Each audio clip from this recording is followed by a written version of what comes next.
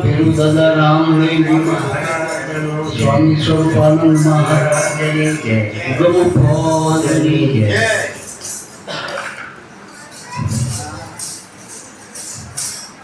આજે આપણે જો કે આઠમ ગઈકાલે હતી, સ્વામી બાપાના નિર્વાણ તિથિ નિમિત્તે આપણે સપ્તાહ બેઠી હતી વિરોચનનગર. કાલ પૂર્ણાહુતિ હતી એટલે છેલ્લો દિવસના આઠમ હતી એટલે આપણે થોડો ફેરફાર કર્યો કે સ્વામી બાપાનો આપણને ઘણો બધો લાભ મળ્યો અને એને બધા બાપાના સોળવાને ઘણું બધું પાણી પાયું ઉગા બાપાની વાડીમાં. એમનો ઉપકાર જેટલો માની એટલો ઓછો. આમ તો બધા સંતો આપણા ગુરુ રૂપ જ માનવા જોઈએ. બધા હરિગુરુ સંત એક રૂપ છે. એમાં સ્વામી બાપા તો પરમહંસ કક્ષાના પ્રાપ્ત થયેલા. ઘણા બધા સંતો એમને ગુરુ રૂપે સ્વીકારતા, પણ એમની નિર્મળતા એવી કે ક્યાંય કોઈના ગુરુ થતા નહીં પણ બધાને ગુરુ કરતા. છેલ્લા એમના ગુરુ, આમ તો ગુરુ એમના જીવનમાં ઘણા આવ્યા, પણ છેલ્લા ગુરુની વાત કરું કે પહેલા ગુરુ તો એના મા હતા, બા હતા એમના. ને માના જે નિયમો એને જિંદગી ભર પાડ્યા, એને બાએ એવું કીધું હતું ક્યાંય આશ્રમ નહીં કરવો, કાંઈ રોકાવું નહીં, અને સંન્યાસ લેવો. એટલે એને સ્વામી એ વખતે માધવાનંદ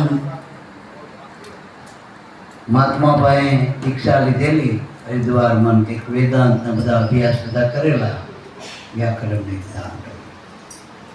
પછી વિચાર્યા છે અને જ્યાં મળ્યા ત્યાં પછી ગુરુ જ કર્યા બધાએ, દરેક સંપ્રદાયમાં જેટલા ભારતમાં સંપ્રદાય હાલત બધામાં બાપાએ ગુરુ કરેલા. બધાને ટોપમાં ગુરુ એ પોતે નતા બન્યા, છેલ્લે ભરી. અને છેલ્લા ગુરુ ભોજા બાપા એ અમારા ઘરે આવ્યા. જ્યારે પહેલી વખત આવ્યા ત્યારે નહોતા, પણ પછી બીજી ત્રીજી ચોથી વખતે આવ્યા ત્યારે મન કે આપણે ગુરુ ભાઈ તમે મોટાનો નાનો ગુરુ ભાઈ.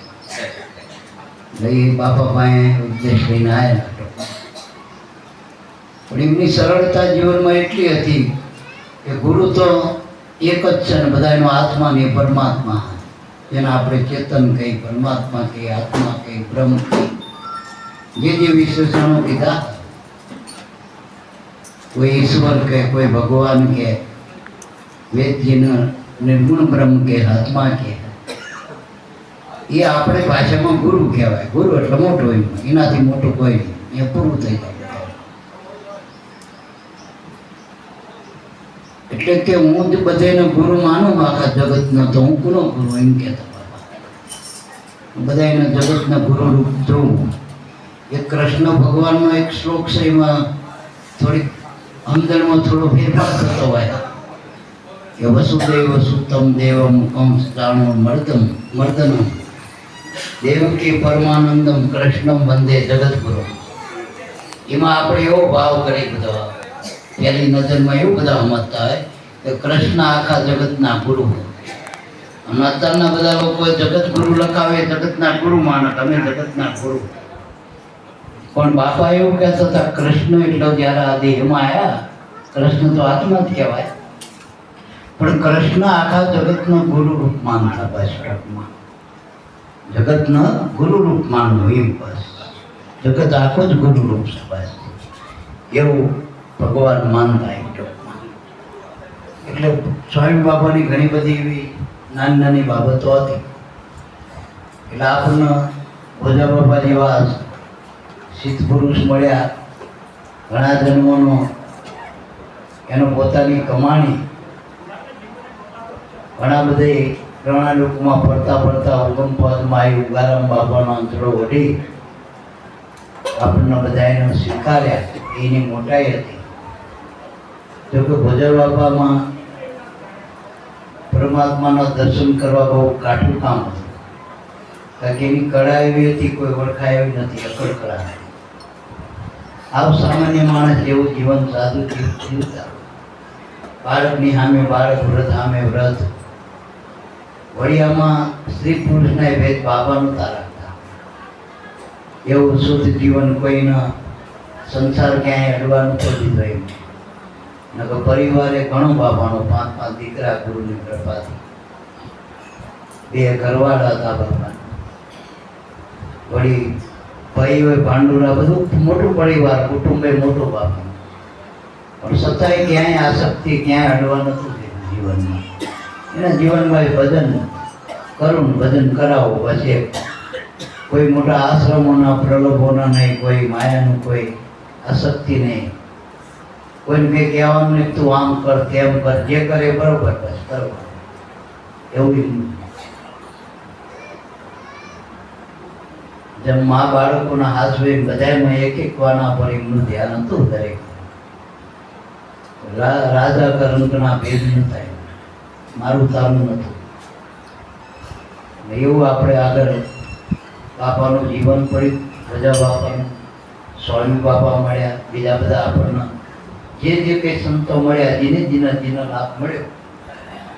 હું તો કહું, સંતો આપણી દ્રષ્ટિમાં ના આવે તો વૈરાટ રૂપ સર્જાય.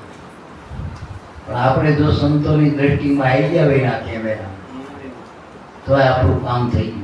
એમ માન્યું કે આપણે મનુષ્ય જન્મમાં કોઈક સંતની નજરમાં આવ્યા ને આપણે કદાચ કંઈ ના કરી કે ના કરી, પણ આપણને આ ફેરો સફળ થઈ ગયો.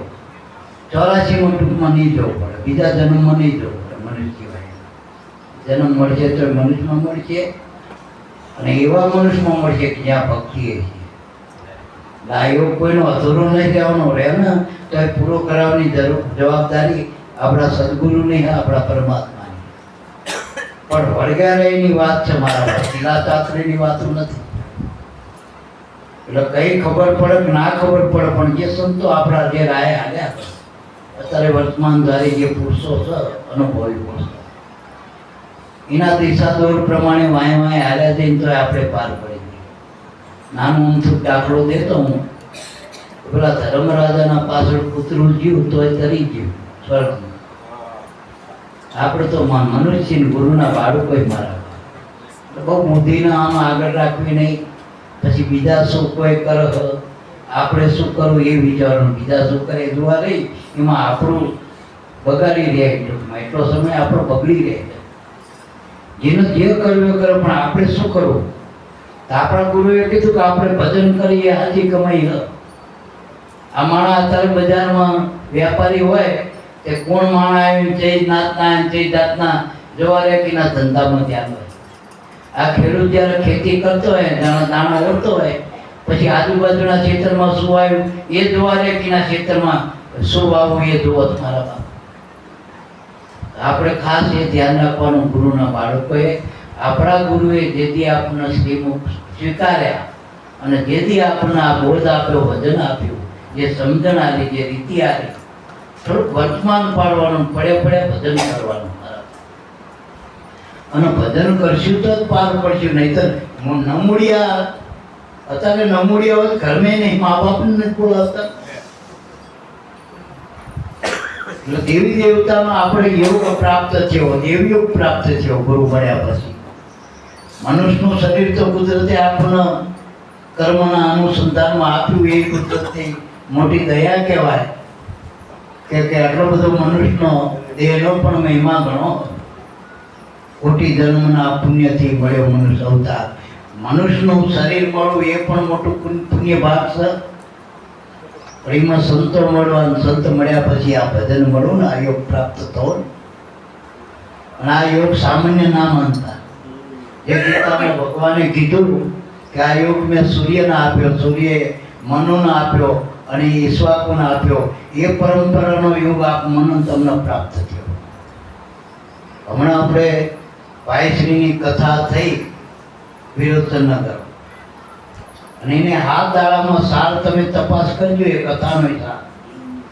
તો કે એની પાછળ ખર્ચે ઘણો રાજુ બાપાએ કર્યું, મન મોટું મોકળું મૂકી દીધું, ઘણા સંતો આવ્યા, પણ કથાનો મુખ્ય સાર એમને કથાના પ્રસંગો બહુ નથી લીધા, પણ સત્સંગ જ લીધો. અને એમે આપણા ભજનનો સાર મુખ્ય બતાવ્યો. જે આપણે ભજન કરી રહ્યા ને એ વાત ઉપર જ ભાર મૂક્યો છે. છેલ્લે તો પેલા બ્રહ્માનંદની વાણી મારા લઈને આવ સોખું કહી દીધું હતું, સોહમ સહમ તે હું. એ આપણને યોગ પ્રાપ્ત થયો, જે અંતરનો બધાનું મૂળ છે, બધા અવતારોનું જે મૂળ છે, બધા દેવી દેવતાનું મૂળ છે, અનંત બ્રહ્માંડનું મૂળ છે, એ જે પ્રાણ છે, આખા જગજીવન છે, એનું જે મૂળ છે આધાર, એ શબ્દ બ્રહ્મ આપણને ઓળખાય. અને એનું ભજન ગુરુની આગળ રાખીને કરો તો એટલા તમારા સિક્કા એ હવાયા બની ગયા. મારા વારે વારે મનુષ્ય નહીં મળે, વારે વારે આપણને આવા દયાળુ પુરુષો નહીં મળે. સદગુરુ દયાળુ હોય. એક દેવને ખાલી તમારે પ્રગટ કરો તો 12 વર્ષ સોતરા નેરી જાય શરીરના મનના હૃદયના, ત્યારે એક દેવ પ્રસન્ન થાય અને સીધીનું પોતરું આપીને જતો રહે. લાકડું વરદાનનું લાકડું આપીને જતા રહે. માગ કે દેવ પ્રસન્ન થાય કે માગ ભિખારી થઈને માગ્યા કરતા ભજન કરો, મૂડીવાળા થાઓ. જે મૂડી દેવને દુર્લભ છે, દેવ જે મનુષ્યનો અવતાર પ્રાપ્ત કરવા માંગ્યો, અમે મનુષ્યનો અવતાર મળે અને પરમાત્માનું ભજન કરીને તો આમાં મૂડી ખોયા થઈ ગયા. આપણને તક મળી, ભજન મળ્યું, ગુરુ મળ્યા, ભજન કરવાની કમાઈ હોતા હોતા થાય. અને કળિયુગમાં તો આના સિવાય બીજો રસ્તો નથી, નામ ભજન વિના. પહેલા મેળો યોગ હોય તો આ નામ ભજન છે. કળિયુગમાં બહુ કળાકૂટ કરવી નહીં. કળિયુગ કળાકૂટનો યુગ નથી. કળાકૂટ તો તમે જોવાનો જેટલી માયાનો પસારો પાર છે મારા પાસે.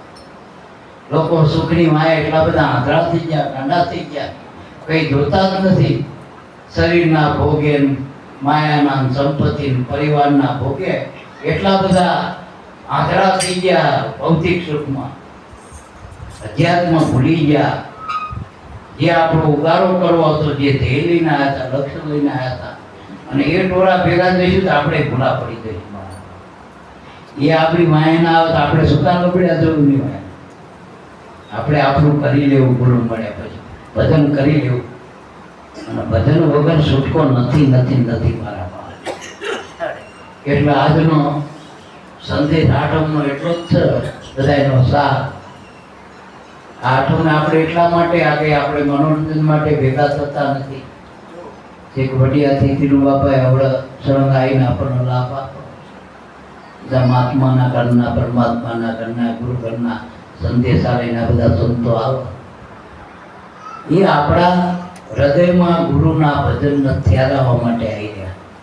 એની કોશિશ એ આ બધાના સંતોના ચરિત્રો, દાખલા, દ્રષ્ટાંત, વાણી, આ બધા આધાર ભજન ડટાવવા માટે, નામની કિંમત સમજાવવા માટે, ગુરુનો મહિમા સમજાવવા માટે, આ બધા ખાવા પીવા માટે, ઘરવા ફરવા માટે, તો બીજા તીધા વાના માટે આપણે આવતા નથી. અહીં હગા બાંધવા નહીં આવતા. આ તો આપણે ઉજાગર કરવા માટે, આત્માનો ઉજાગર કરવા માટે આવી. એટલે એ બધું કામ ભેળું લાવવું નહીં મારા બાપો. એ તો બધું કર્મ ઉપર છે. આખું જગત કર્મ પ્રધાન રાખ્યું. જેટલા હગાવાલા, બીજું ત્રીજું જગતના જે કઈ વાના બધા માયાના, એ બધું કર્મથી જ પ્રાપ્ત થાય. એમ કે આમ હાથ લાંબો કરીને માથે ધબ્બો મૂકીને થતું. આ બધું ખોટા ડબ્બા ના મુકાવા. અત્યારે ખોટા ખોરાક ખાતા હોય, મોટા ડબ્બા. એટલે એમ કઈ પ્રાપ્ત નથી થતો. ન તમતા કે બાપા માથે હાથ મૂકવાનું કાંઈ એમ નહીં થાય, કશું ના થાય. માથું ચડ્યું તો આઠાની ગોરી ખાજો. અમારા હાથ કરતા ગોરી નથી મટાડતી. બહુ અંધશ્રદ્ધા એમ ના રહેતા કે દોરો કરી આગળ, બાપા બીજું કરી આગળ, ત્રીજું કરી આગળ. દોર બાંધવાની વાતું. આ દોર દિવસે તૂટી ગયો. આપણને પ્રાણનો દોર મળ્યો, સુરતાનો દોર મળ્યો. આ યોગ હાંધવાની વાત છે. યોગ તો મળ્યો પણ યોગ છૂટી ગયા પહેલા આ શરીર છૂટી જશે, પ્રાણના શરીર નોકા પડશે ને પછી કયો યોગ, પછી કયા જન્મમાં નવા આવું શરીર મળ્યું ના મળ્યું. આજે આજ આપણી પાસે છે, આજના આપણે ઉપયોગ કરો. કાલ કોને દીઠી મારા વીજળીના સંકારા જેવું આયુષ અને એ પાસ જવાનું એ નક્કી. એટલે મારા બાપ બહુ આસક્તિ દેહને રાખવી, બહુ હજારનું ધ્યાન ના રાખતા. નકર કલાક તો અરીસામાં આમ શરીરને હદાયણ કાઢી. લગભગ અડધો ભાગ તો આપણે શરીરમાં જ કાઢી, અડધો ભાગ મનના ઇન્દ્રિયોના બધું એમાં જાય, ઊંઘવામાં, ખાવામાં, પીવામાં, હરવામાં, ફરવામાં. ભજન જેથી કરશું. અત્યારના સંતો તો દયાળુ હાવ એનો યોગ બતાવે, અરે હુતા ભજન કરો. હવે એ કરવું નહીં, હુતા ચેનલો જોઈને હોવું, હુતા મોબાઈલ જોઈને હોવું, પણ ભજનમાં હોવો ને તો કમાણી થાય અને થાકેલા મોટો માયા ના થાકી જશો.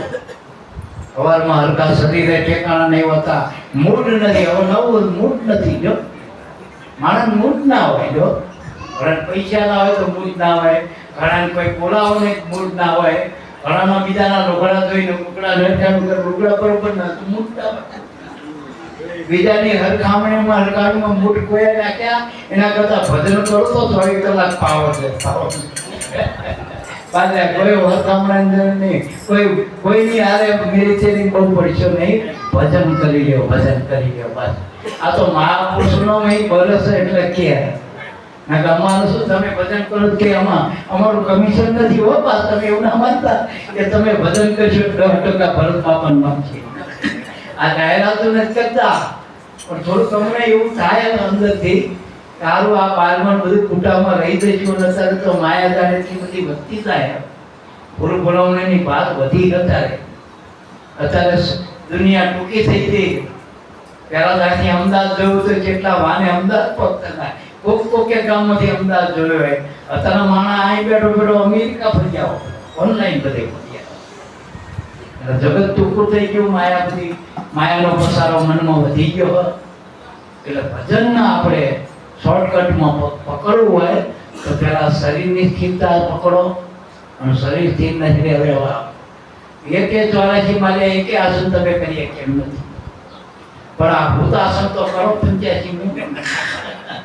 અંગન ભૂતા કરો ભજનમાં. ભૂતી વખતે માનો કે ડાબા પડક્યો સીધા પડક્યો, પણ ભજન તો તમારો શ્વાસ તો આગળ છે મારા. ભાઈ હલતા ફરતા હાલતા ચાલતા યાદ આવે એટલે મનમાં ભજન કરો. મનમાં બીજા ઉપાધિના માયાના વિચાર કરો તો મનમાં ઉપાધિ. અને હવે તો એક બહુ આવે, ખાવા પીવાથી બહુ એટેક નહીં આવતા બીજા ત્રીજાથી, આખી દુનિયાનો ભાર લઈને મનમાં એના એટેક આયા બધા. એના બધા એટેકમાંથી, રોગમાંથી, ભોગમાંથી નીકળવું હોય, ડાયાબિટીસમાંથી બધા. તો ભજન કરજો. ભજન મોટામાં મોટી ઔષધિ હ. રામ નામની ઔષધિ ખરી ખલશે ગાય. અંગ પીડા વ્યાપે નહીં, અંગમાં પીડા આવ્યો નહીં, પણ અંગની પીડા મન સુધી પહોંચે નહીં, એવો આપણને યોગ ભજનનો પ્રાપ્ત થયો. એટલે આ ભજનનું વજન વધારજો. ભલે ખિસ્સા ખાલી વધે વાંધો નહીં. લાભુ દાદાને ખિસ્સા રાખતા જ નતા. આ તો હવેના જબ્બા બધા ચાચા ખિસ્સા વાળા થઈ ગયા. ખીચાવાળા હવાના બધા જબ્બા રહ્યા ને એમાં ચાચા ખીચા થઈ ગયા. અંદર ખીચા બાંધે અડકે પડકે ખીચા બધા. એક તો મોબાઈલ ખીચું લો આગોઠા. પેલા મોબાઈલ કીધું નતું. પેલા તો અંદરના નેટવર્ક કામ કરતા. હરજીવન બાપા પહોંચે પેલા ઉગારામ બાપા કહે છે કે આ કીધું હરજીવન બાપા, પૂજા બાપા આ કહેતા. અમે અહીંથી જતા પૂજા બાપાને પેલા ખબર પડે કે ભરતભાઈ કેટલે પકડાય, ક્યાં રોકાણા, બધી ખબર પડતી. અત્યારે તો મોબાઈલમાં બધું થઈ ગયું. બધું મનમાં કઈ નહીં, બસ હૃદયમાં જે અંતકરણ શુદ્ધ નથી એને આ પુરાવો. અંતકરણને શુદ્ધ કરવા માટે, ચિત્ત શુદ્ધિ માટે, મન શુદ્ધિ માટે, બુદ્ધિ શુદ્ધિ માટે આ બધા બુદ્ધિને બધા સાધનો હારા, પણ વિકૃતિ વાળા થઈ ગયા, બગડેલા. મેં નાખ્યું આખી દુનિયાનું ફરી ખોટું બહુ ભરી નાખ્યું. બાદાન બગડી ગયા બધા.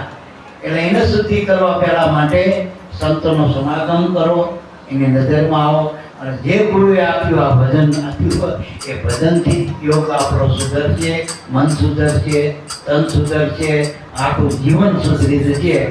એટલે બને એટલું થોડું ઘણું હવાર હાથ નહીં પણ યાદ આવે એટલે વખત ભજન કરજો મારા બાપ. માત્ર કરી લેજો એ જરૂરી ઠીકારું છે, પણ ભજન ખાસ કરજો મારા. બોલો હવે પ્રસાદીનો સમય થઈ ગયો. પહેલા પ્રસાદી લઈ લઈ, પછી આપણે આરતી પૂજન કરીને પાછા બધા સંતોનો આપણે લાભ લેશી ઉદીન બાપાનો વિશેષ લાભ લેજો. બોલો સદગુરુદેવની જય.